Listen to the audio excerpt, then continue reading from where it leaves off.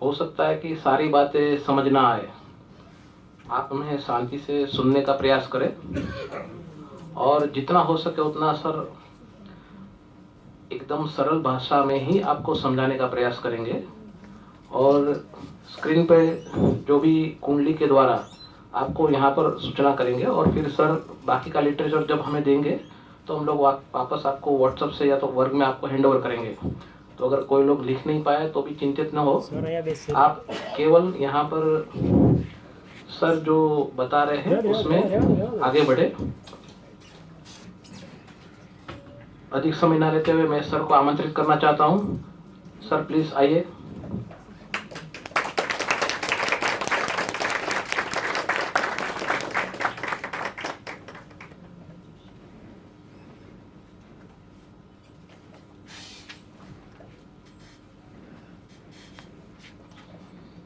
બે કલાકનો ટાઈમ છે ને, ફૂલ ટાઈમ.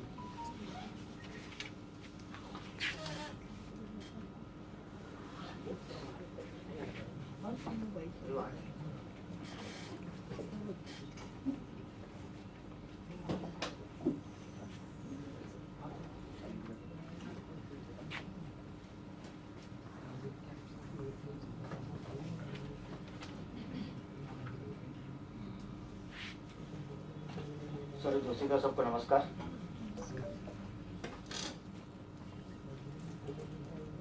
हम यहाँ जो उपस्थित हुए हैं, जन्म कुंडली में जब भी हम स्टडी करते हैं, आपने बहुत सारी पद्धति लिखी होगी। पेज नंबर आवाज ऊंची है.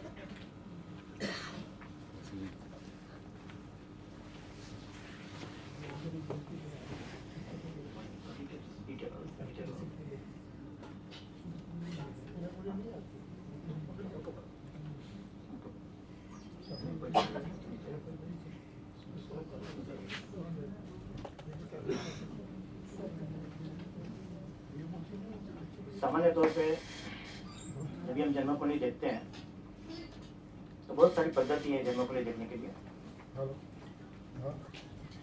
तो मीडियम के अंदर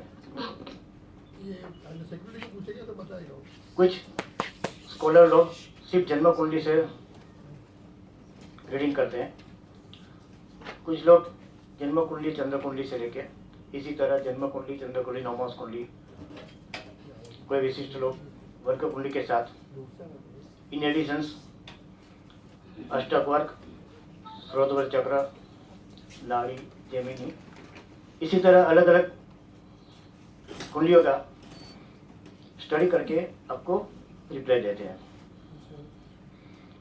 अभी सवाल ये आता है कि जब ये एक पैटर्न लिखी हुई है उसमें जन्म कुंडली से सिर्फ जन्म कुंडली से पढ़ने वाले भी स्कॉलर हो गए। आप सब उससे वाकिफ है, नाम बताएं। सिर्फ जन्म कुंडली से रीड करते हैं।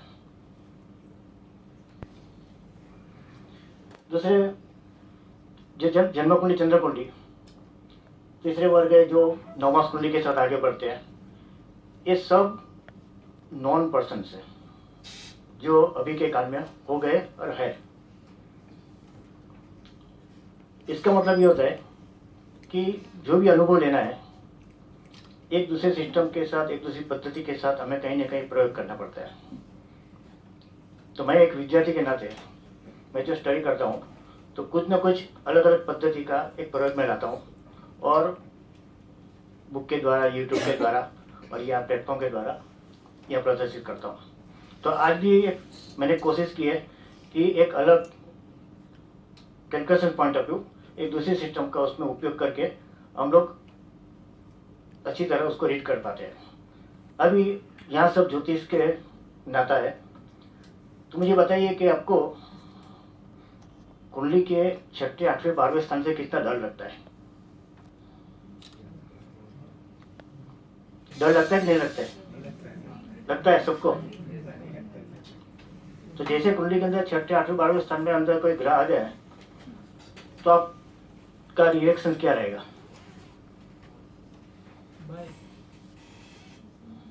क्या रिएक्शन रहेगा? पॉजिटिव, नेगेटिव या कुछ तो बताइए। नेगेटिव रहेगा, बराबर। लेकिन हमेशा ऐसा नहीं होता है। हमेशा कोई भी आप अगर सोच लो कि केंद्र त्रिकोण में अच्छे ग्रह है तो आप सोचते हैं कि अच्छी कुंडली कुंडली बन सकती है, या एकदम उसके ग्रह है तो भी अच्छी कुंडली बन सकती है, या छठे, आठवें, 12वें स्थान में ग्रह जाते हैं तो भी हमें लगता है कि कुंडली नेगेटिव हो जाती है। ऐसा नहीं होता है। उसके पीछे बहुत सारे जो एक अलग अलग पद्धति से कैलकुलेशंस बैठते हैं, उसमें अगर वो प्रयोग में लाया जाए तो एक अलग तरह से हमें फोकस मिलता है। तो उसके लिए मैंने जो एक पर्सनल स्टडी करने के बाद यहाँ जो कुंडली मैं रखने वाला हूँ, एक नॉन पर्सनलिटी सबकी कुंडली है जिसको आप अच्छी तरह पहचानते हैं, जानते हैं। लेकिन उसके पहले ये जो मैंने आपको स्कॉलर का नाम बताया कि सिर्फ जन्म कुंडली से रीड करने वाले थे, लेट सी के.एस. कृष्णमूर्ति, सिर्फ एक ही कुंडली यूज करते हैं, जन्म कुंडली। कोई डिविजनल चार्ट नहीं है, कोई चंद्र कुंडली नहीं है, कोई नवमास कुंडली नहीं है, बराबर है। जन्म कुंडली, चंद्र कुंडली जो ये प्लेटफॉर्म पे बैठे हैं, लेट सी कृष्ण स्वामी, जिनके शिष्य से वन ऑफ द निरंजन भाई जोशी भी थे, केतन भाई को मालूम रहेगा, नयन भाई जवेरी थे, बराबर। तो सिर्फ जन्म कुंडली और चंद्र कुंडली से उनका रीड, उनकी जो बुक इंडियन एस्ट्रोलॉजी, उसमें ज़्यादा से ज़्यादा प्राधान्य जन्म कुंडली, चंद्र कुंडली से रीड करके दिया गया है। तीसरे नॉन सर्कल्स में है लेट वी रामन, जो हमेशा जन्म कुंडली, नवमास कुंडली, चंद्र कुंडली के साथ उनका रीडिंग रहता है।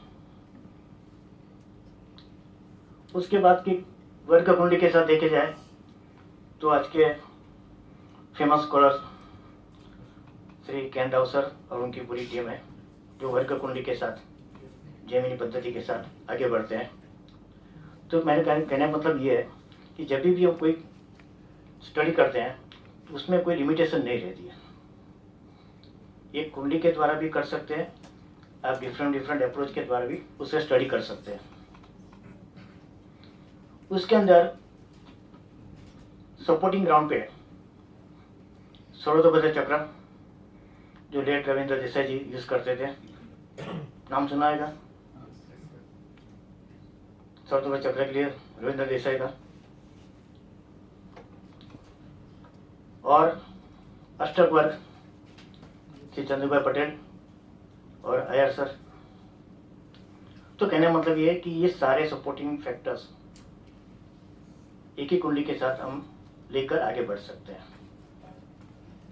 ये हो गई एक पैरामीटर की बात कि भाई कुंडली के अंदर कंडीशंस क्या है। दूसरी कंडीशन ये आती है, मैं अभी वेस्टर्न एस्ट्रोलॉजी की बात नहीं करता हूँ, सिर्फ अभी नीचे पे फोकस करता हूँ।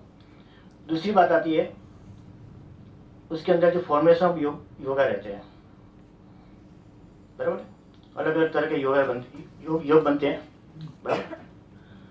तो उसमें से कौन से योग को ज्यादा महत्व देना चाहिए आपके हिसाब से?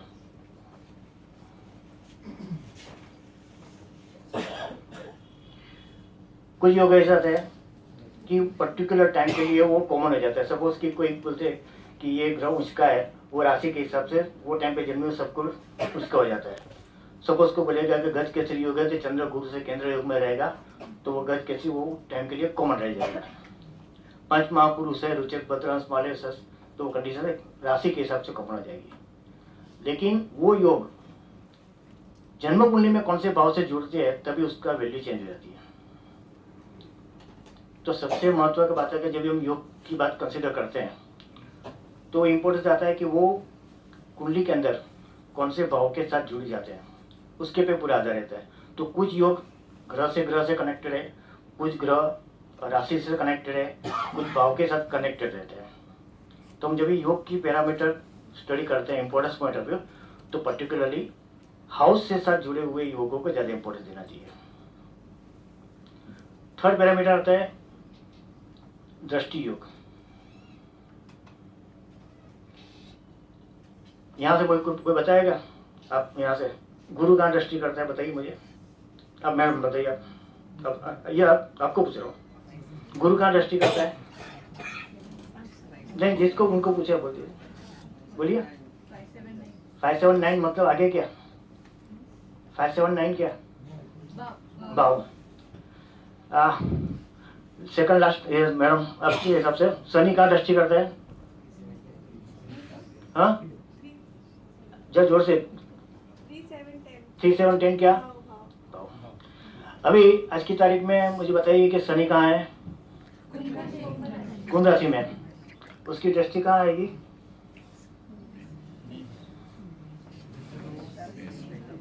उसकी दृष्टि कहाँ आएगी?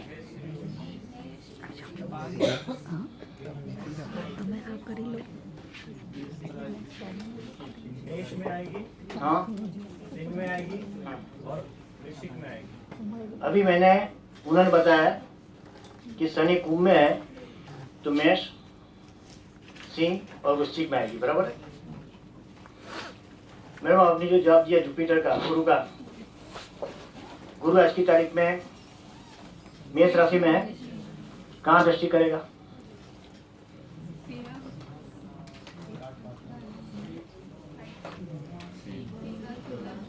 हाँ, और धनु। पहले आपने आंसर दिया था कि ग्रह भाव पे दृष्टि करता है, मैंने भाव लिखा है यहाँ, तो आपने आंसर कैसे दिया? मैंने भाव लिखा है, भाव तो लिखे नहीं है, तो आपने आंसर दे दिया। दो में से कौन सा स्टेटमेंट करेक्ट है? पहला वाला कि दूसरा वाला? हाँ, पहला वाला कि दूसरा वाला? दूसरा वाला। इसका मतलब जब भी हम बोलते हैं कि ग्रह भाव पे दृष्टि करता है, वो स्टेटमेंट गलत है।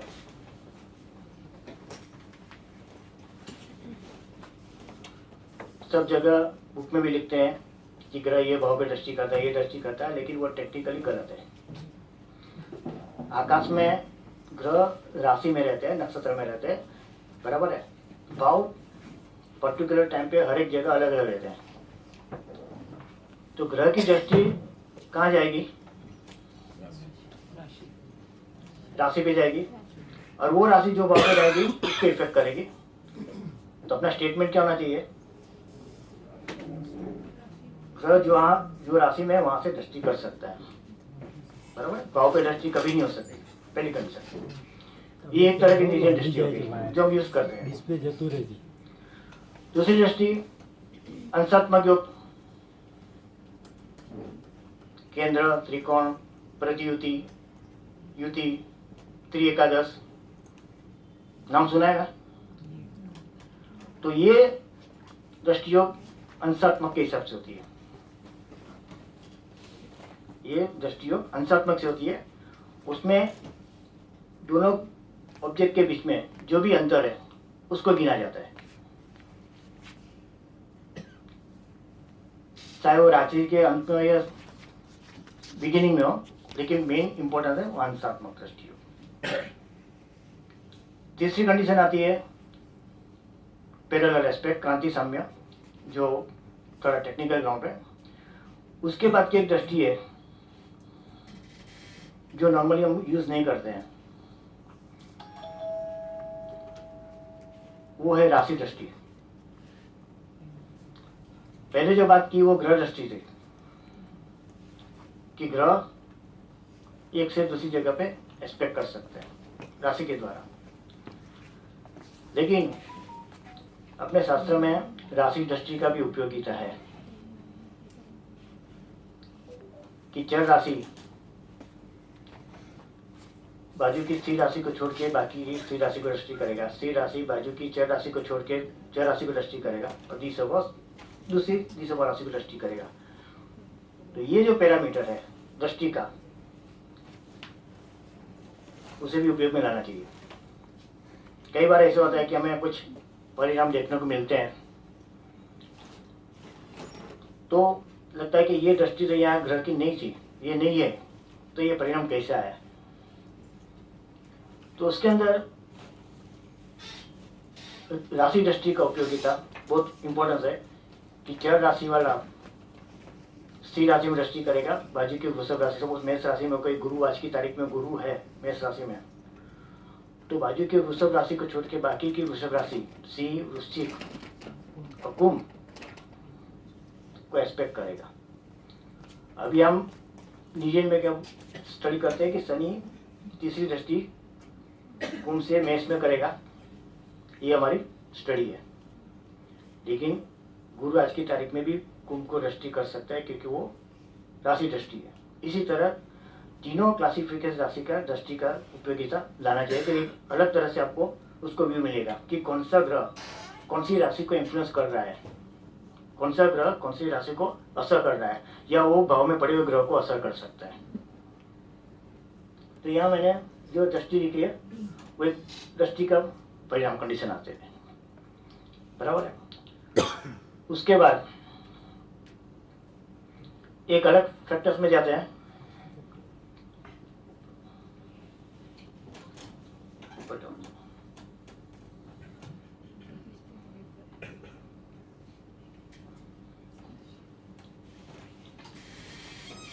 ऊपर का जो कुंडली और योग और दृष्टि, एक हमें जो भी स्टडी करना है जातक के बारे में उसका एनालिसिस करने के बाद एक पर्टिकुलर पॉइंट पे लाके खड़ा कर सकता है कि ये तरह की बनने की संभावना जातक के अंदर हो सकती है। कभी हो सकता है, उसके लिए अपने शास्त्र में दशा पद्धति भी है, प्रोग्रेस पद्धति भी है, परिभ्रमण पद्धति भी है, पीरियडिकल प्लैनेट्स।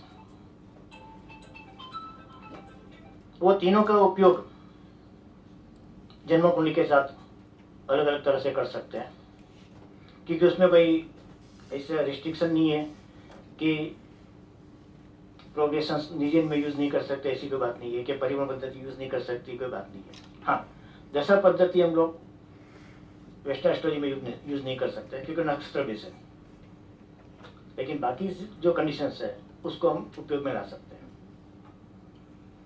जहाँ तक वेस्टर्न एस्ट्रोलॉजी का सवाल है, उसमें जन्म कुंडली और मैक्सिमम वो रेस्कान या नौमास या द्वादश का उपयोग करते हैं, ज़्यादा उपयोग डिविजनल चार्ट कर नहीं करते हैं, और अंशात्मक दृष्टियोग अपनी तरह से नीजन दृष्टियोग नहीं लेते हैं, पैरेलल एस्पेक्ट लेते हैं।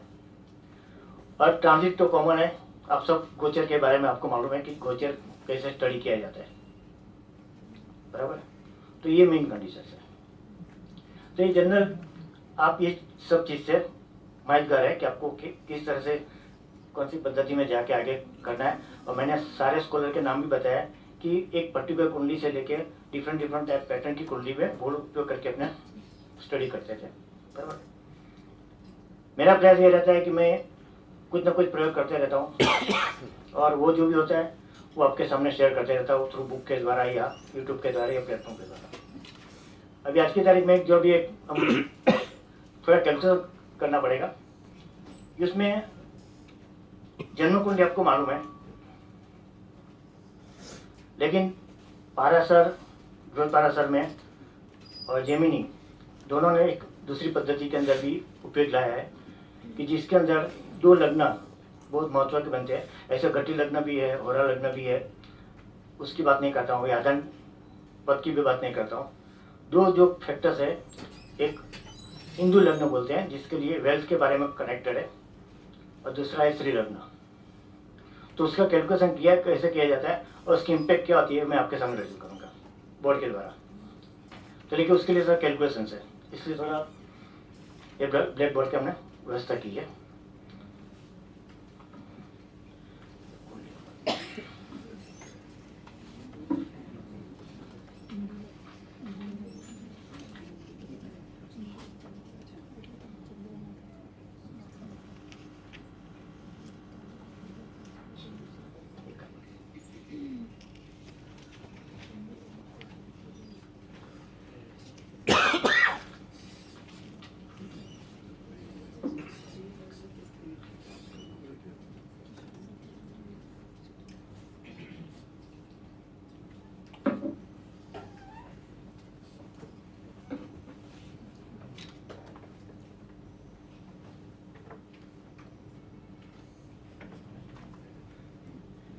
હવે देखिए यहाँ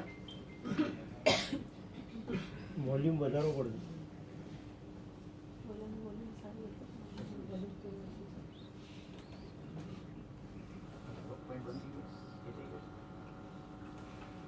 માસ્ટર વોલ્યુમ વધારવાનું આવશે.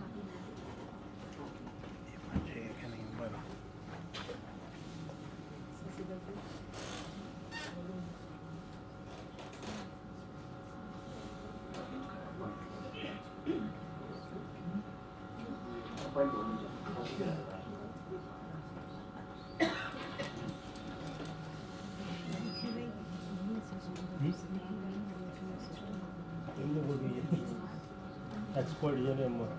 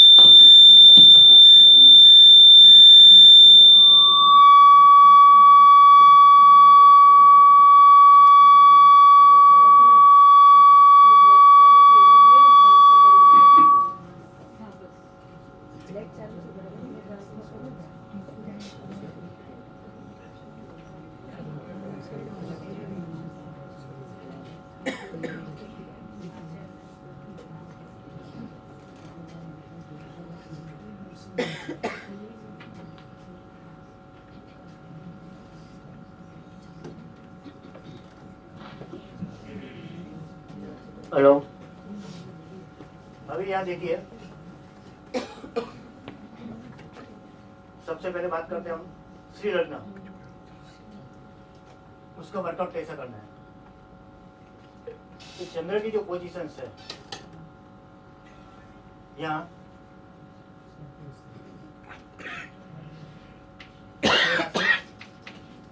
10 अंश 25 करा 8 रुपया का. अब ये कौन सा नक्षत्र के अंदर है?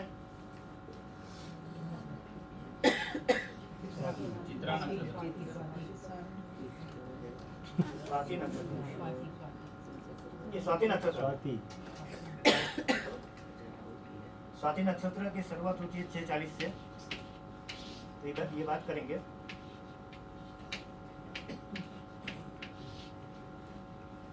दूसरे चरण में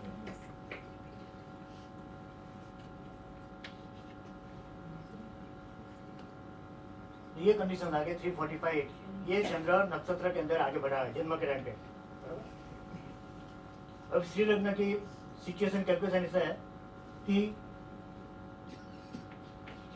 एक नक्षत्र इजिकल टू 1320 है, उसके चंद्र की मूवमेंट कितनी हो गई 345.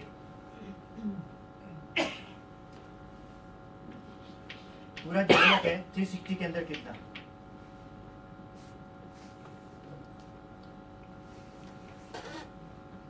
इसको आप कैलकुलेशन करेंगे. अगर आपके पास कैलकुलेटर है, साइंटिफिक कैलकुलेटर यूज कर सकते हैं, बता सकता हूँ, बराबर. अगर साइंटिफिक कैलकुलेटर मोबाइल में है, हाइपर सेल, तो भी यूज कर सकते हैं, बराबर. तो ये जब भी हम करेंगे 360 इंटू 345 8 डिवाइडेड बाई 1320, तो आपको आंसर आएगा 101 1836. 101 1836 वो जन्म लग्न में ऐड करना है. जन्म लग्न जो है कुंभ का 301.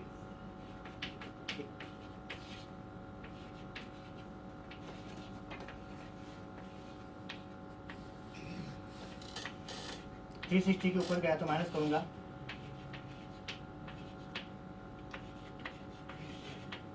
43 में वृषभ राशि में उसका श्री लग्न है. वृषभ लग्न राशि में मेष चौथे स्थान में श्री लग्न है. बराबर है। श्री लग्न वृषभ राशि में है तो 43 डिग्री में।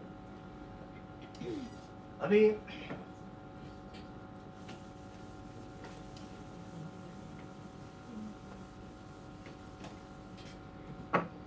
ये श्री लग्न जैसे हम बोलते हैं कि अष्टलक्ष्मी, गज लक्ष्मी, राज लक्ष्मी, विद्या लक्ष्मी, आरोग्य लक्ष्मी, संतान लक्ष्मी, बराबर है। सब तरह की प्रॉस्पेरिटी कंडीशंस का एक पिक्चर बाय बर्थ इंडिकेट करता है और ये स्थिर नहीं रहती है, उसकी कैलकुलेशंस मोमेंट अलग है। वो ये क्लास में अभी नहीं डिस्कस करेंगे कि वो ज़्यादा कॉम्प्लिकेटेड कैलकुलेशन पार्ट है, लेकिन एटलीस्ट बाय बर्थ श्री लग्न की सिचुएशन में उनका कहाँ जाता है, दैट इज इम्पोर्टेंट फैक्टर्स। अभी जाएंगे हम लोग कि जातक की, जैसे हम प्रॉस्पेरिटी के बारे में सोचते हैं, खास तौर पे वेल्थ के बारे में, तो हम लोग खोरा लग्न वर्ग कुंडली में जाते हैं या सेकंड हाउस कंसीडर करते हैं या जुपिटर कंसीडर करते हैं, बराबर है। और अमर्त्य कारक भी हम लोग लेते हैं। तो यहाँ हिंदू लग्न के लिए अपना पूरा वरा शास्त्र के अंदर पॉइंट ये है, और उत्तर तारा मुल्क में भी है, जेमिनी में भी है, कि सूर्य के लिए 30, चंद्र के लिए 16, मंगल के लिए 6, बुध के लिए 8, गुरु के लिए 10, वीनस के लिए 12 और सैटर्न के लिए 1। ये उन्होंने जैसे फिक्स कला बोल सकते हैं या पॉइंट बोल सकते हैं, वो दिए हुए हैं। इसमें 2 पॉइंट कंसीडर करना है। ये सूर्य है, अगर सिंबल मालूम नहीं तो सूर्य लिखता हूँ। ये चंद्र है, ये मंगल है, ये बुध है, ये गुरु है, ये शुक्र है, ये शनि है। अभी जो लग्न है उससे 9th हाउस में कौन सी राशि है, यहाँ कौन सी राशि है? शुक्र की राशि है।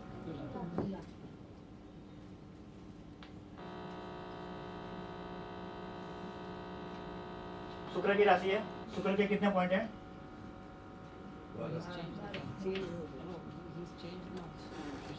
दूसरा पॉइंट चंद्र से, चंद्र कहाँ पड़ा है? ये कुंडली चेंज हो जाए, एक नंबर प्रीवियस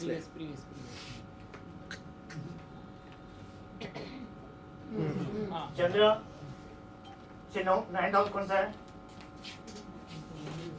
कौन सी राशि आती है? मिथुन आती है। बुध के पॉइंट कितने हैं?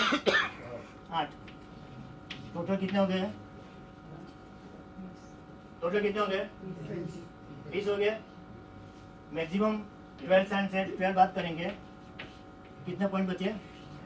8। चंद्र से 8वां पॉइंट, 8वां स्थान किधर आता है? इधर वृषभ में आता है।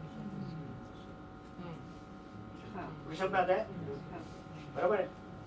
तो जातक का लग्नेश चौथे स्थान में है, श्री लग्न भी चौथे स्थान में आया और हिंदू लग्न भी चौथे स्थान में आया। कितना स्ट्रॉन्ग कंडीशन, केंद्र स्थान के अंदर वापस सब जमा होकर बैठे हैं, बराबर है। ऐसा देखा जाए तो जन्म कुंडली के 8वें स्थान में कितने ग्रह है? बराबर है। जुपिटर ऊंच का होकर किधर पड़ा है? 6ठे स्थान में पड़ा हुआ है, बराबर है। शनि लग्नेश होते केंद्र स्थान में पड़ा हुआ है, बराबर? तो 8वें स्थान में इतना ग्रह देख के आप क्या सोचेंगे? इनिशियली जब 8वें स्थान में इतने ग्रह है तो आप क्या सोचेंगे? क्या हो सकता है? क्या हो सकता है? जातक की परिस्थिति क्या हो सकती है? हाँ, क्या हो गया?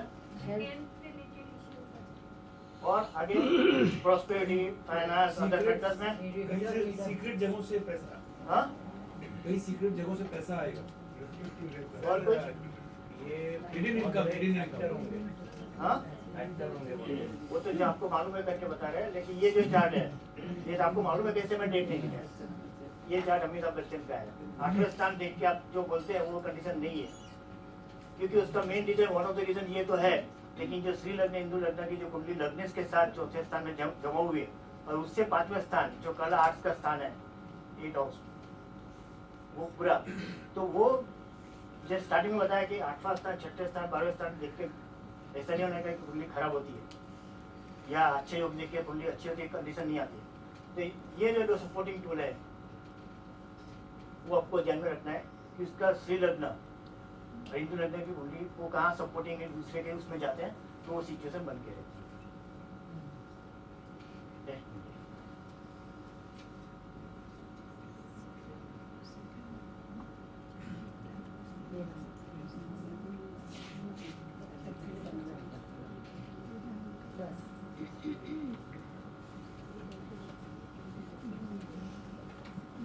ये 2 नंबर की कुंडली बराबर है।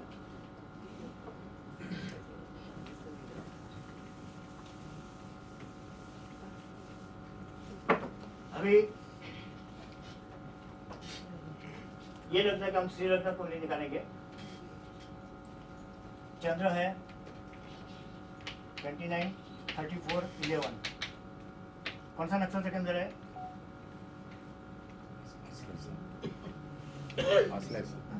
हाँ? आश्लेषा किधर जाएगा? कृतिका नक्षत्र है, एरीज राशि है, बराबर है। तो कृतिका का स्टार्टिंग पॉइंट है 26-40,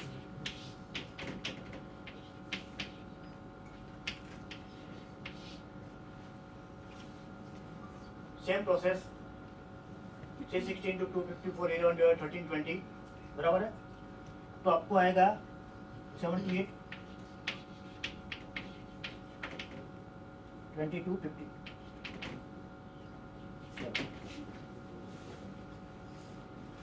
अगर कोई कैलकुलेट आप कर सकते हैं जैसे आप प्रोसेस बताया 360 into डिग्री डिवाइडेड बाय 13 20, तो आपको ये डिग्री मिलेगी।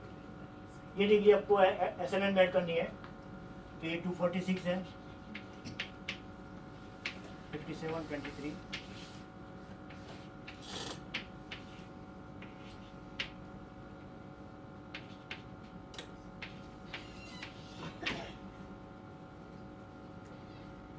T25। तो यहाँ आपको कुंभ राशि में श्री लग्न मिला। कहाँ मिला? कुंभ राशि में। और इनका हिंदू लग्न देखेंगे तो लग्न से 9th हाउस में कौन सी राशि है? श्री राशि। उसका पॉइंट कितना है? 30। चंद्र से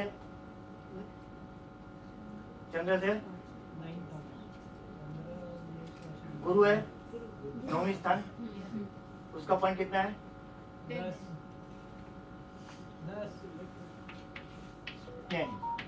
आपको लिखा है मैंने गुरु का 40 हो गया।